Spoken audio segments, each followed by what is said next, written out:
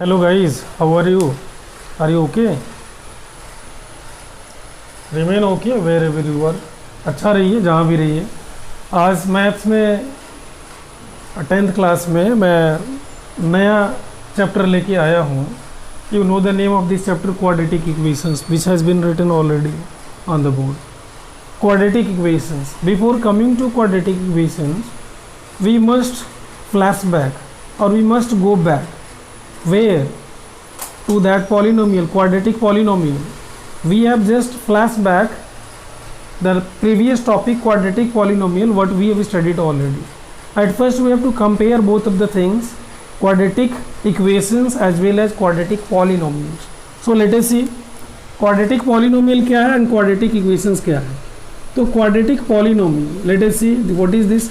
When we write ax square plus bx plus c, this is quadratic polynomial. इसमें equation जुड़ा हुआ है इसलिए यहाँ इक्वल का साइन नहीं होगा, ये पॉलिनोमियल हो गया. वहीं क्वाड्रेटिक इक्वेशन की बात करें तो quadratic equation a x square plus B x plus C is equal to 0, ये क्वाड्रेटिक इक्वेशन हो गया. Then this is the difference between quadratic polynomial and quadratic equation.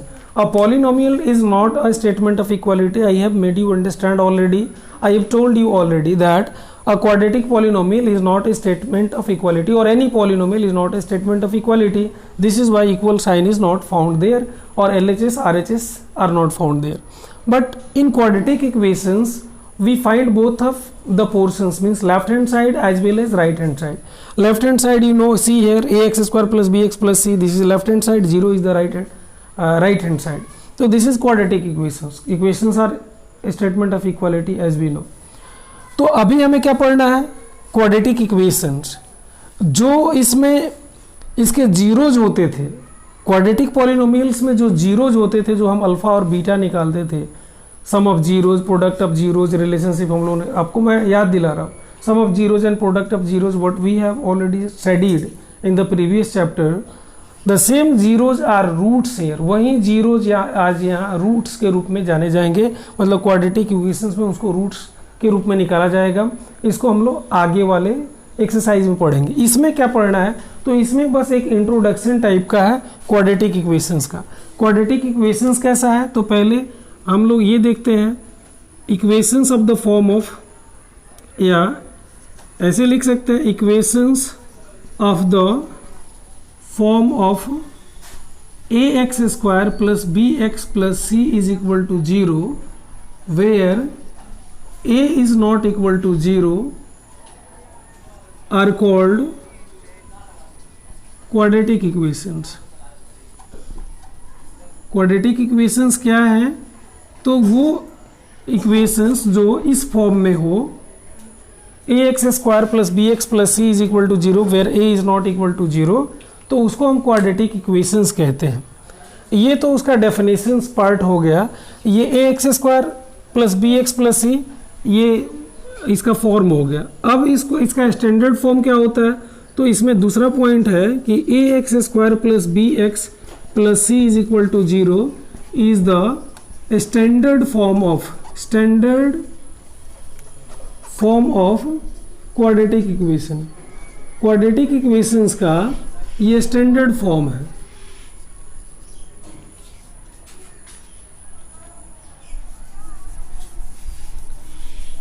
Standard का मतलब मानक रूप, इसको हिंदी में कहते हैं.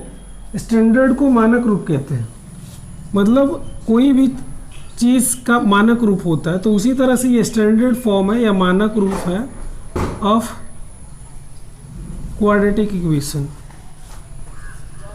अब कौन सा स्टैंडर्ड फॉर्म नहीं है, तो जैसे ऐसे लिख दिया गया, मान लीजिए कोई इक्वेशन है 4x plus 2x square plus 9 is equal to 0, ऐसे लिखा गया, तो this is not in its standard form. Standard form में क्या होगा, तो इसको पहले लिखा जाएगा ax स्क्वायर वाला पहले, फिर bx उसके बाद, और कांस्टेंट टर्म को लास्ट में लिखा जाएगा. तो ये अपने स्टैंडर्ड फॉर्म में होगा. स्टैंडर्ड फॉर्म का यही मतलब होगा.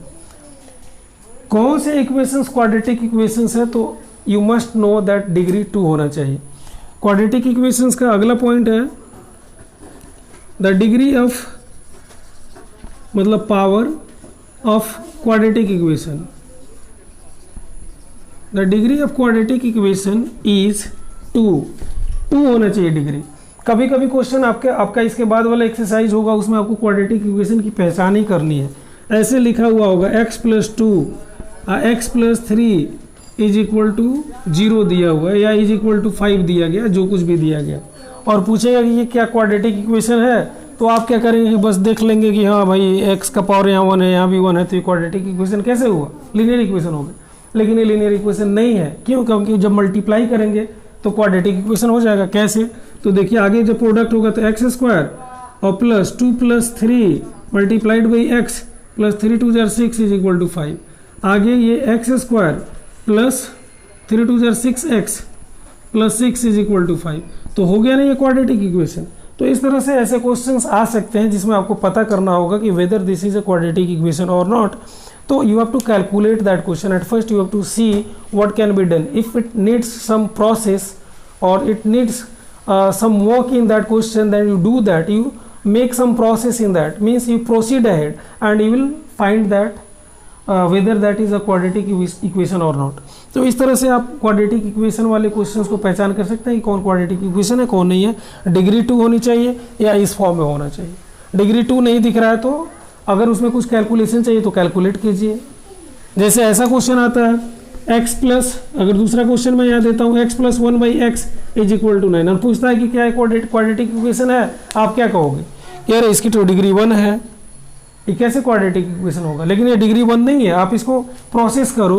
When you proceed ahead you will take LCM x, यहाँ 1 छिपा हुआ है, x और 1 का एलसीएम x में 1 से डिवाइड करेंगे x होगा, x में x से मल्टीप्लाई करेंगे x², फिर x में x से डिवाइड करेंगे 1 में 1 से मल्टीप्लाई करेंगे 1 इज इक्वल टू 9। आगे x² plus 1 is equal to 9x हो गया, फिर x² minus 9x plus 1 is equal to 0। तो हो गया ना ये क्वाड्रेटिक इक्वेशन। तो ऐसे क्वेश्चंस आपको फंसाने के लिए, बझाने के लिए थोड़े से ट्विस्टेड क्वेश्चंस आते हैं। सिंपली ऐसे ही नहीं लिख दिया हुआ रहेगा कि बताइए कि क्वाड्रेटिक इक्वेशन है कि नहीं। इसमें तो दिख ही रहा है, लिखा है कि 2x² plus 4x plus 9 is equal to 0। ये क्वाड्रेटिक इक्वेशन है कि नहीं। तो ये तो देख करके हम बता ही सकते हैं कि ये क्वाड्रेटिक इक्वेशन है, क्योंकि इसका डिग्री स्पष्ट दिख रहा है। इट इज़ ऑब्वियस टू से this is a quadratic equation.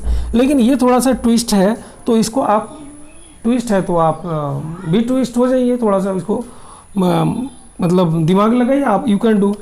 अगले तरह का क्वेश्चन ऐसे भी आ सकता है, जैसे ऐसे लिखा हुआ होगा 2x² प्लस या x² प्लस 5x प्लस 9 और इधर दिया रहेगा x + 2 इंटू x + 3, ऐसे दिया हुआ रहेगा और कहेगा कि ये क्वाड्रेटिक इक्वेशन है कि नहीं। तो आप इधर देख लेंगे कि ये पावर तो 2 है, तो this is a quadratic equation. Then you are missing. What are you missing? You see, इसको कैलकुलेट करेंगे, मतलब आगे प्रोसीड करेंगे x² प्लस 5x प्लस 9 और इधर बढ़ेंगे तो फिर इधर जो आपका फॉर्मूला पता है x² plus 2 plus 3 multiplied by x plus 3 2 = 6। तो आगे हो गया x² प्लस 5x प्लस 9 है, यहाँ x² प्लस 5x प्लस 6 आ गया। तो x² यहाँ कैंसिल हो गया, मतलब डिग्री 2 गायब हो गया। और जब डिग्री 2 गायब हो जाएगा तो फिर वो क्वाड्रेटिक इक्वेशन कहाँ से रहेगा। क्वाड्रेटिक इक्वेशन होने के लिए you listen, once again you listen, quadratic equation होने के लिए उसके डिग्री का 2 होना जरूरी है, पावर 2 होना जरूरी है। अगर ऐसे सिंपली नहीं दिख रहा है तो you need to proceed the question. If you proceed it ahead you will find that whether it is having its degree 2 और नॉट। तो एक्सरसाइज इसके बाद है, उसका मतलब ये एक्सप्लेनेशन है, आप आसानी से कर सकते हैं इस एक्सप्लेनेशन के आधार पे। दूसरा पॉइंट इसमें पढ़ना है सिचुएशंस। कभी कभी एक क्वेश्चन आता है बच्चों के द्वारा कि what is the need of such examples और सच टॉपिक और chapters in our daily life. हमारे जीवन में इसका डेली लाइफ मतलब रोज रोज के जीवन में इसका क्या काम है। तो इस काम को मतलब मैं एक क्लियर कर दूं कि मैथ्स का कोई भी चैप्टर ऐसा नहीं होता है या किसी भी सब्जेक्ट का कोई चैप्टर नहीं होता है जो आपके इस दुनिया का ना हो और आपके लिए ना हो। ये किसी थर्ड प्लैनेट का नहीं होता है। This all things happens in this earth itself, in this world itself. This is why this all things are necessary और compulsory to study. We must study those all things. अब हम ये कहते हैं कि घास का कोई उपयोग नहीं है। क्यों कहते हैं? क्योंकि घास का यूज हमें नहीं पता। तो we don't know, this is why we say that there is no use of that. अगर आप जानेंगे तो नथिंग इन दिस यूनिवर्स और in this world is worthless, इस दुनिया में कोई भी चीज़ वर्थलेस नहीं है, सबका उपयोग है, सबकी की ज़रूरत है, तो इसलिए इसका भी ज़रूरत है। और इसके ज़रूरत को हम लोग सिचुएशन के तौर पे किस सिचुएशन में इसका इस्तेमाल किया जाता है, तो मान लीजिए क्वेश्चन आता है कि there is a plot and its length is suppose 10 more than twice of its breadth, मतलब उसका लेंथ जो है उसके ब्रेथ के ट्वाइस से 10 ज़्यादा है। एरिया उसका मान लीजिए दिया हुआ 300 meter square, this is area given of the plot, plot का एरिया दिया हुआ 300 meter square.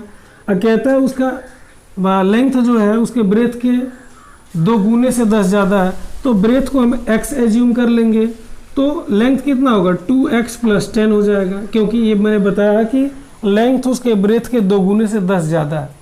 It is given that the length of the plot is 10 more than twice its breath. तो इस सिचुएशन को हम लोगों ने ब्रेथ को x मान लिया, और तो लेंथ कितना हो जाएगा उसी सिचुएशन पे 2x + 10 हो जाएगा। तो इसको आगे हम प्रोसेस करेंगे, तो चूंकि length into breadth is equal to area होता है, तो length is how much, length is 2x + 10 and breadth is x, तो i इज इक्वल टू 300। अब आगे 2x प्लस ये 2x स्क्वायर हो जाएगा, x में 2x मल्टीप्लाई करेंगे, 10 into x 10x is equal to 300। तो इस तरह से आपका एक क्वाड्रेटिक इक्वेशन निकल गया। इसके फैक्टराइजेशन के बाद हम इस ज़मीन का लेंथ और ब्रेथ भी निकाल सकते हैं। तो ये आपका ज़रूरत है, मतलब सिचुएशन है, application of this mathematics, application of this portion of mathematics in our daily life, by this way we can know. Then students, exercise 4.1 in NCERT and RS Agrawal, wherever you do, you can do. That's all. But once more, I'm saying, I'm requesting to subscribe the channel for updates. If you wish to have the updates, regular updates to you, regular updates must reach you. For that, you need to subscribe the channel. So don't forget to subscribe it.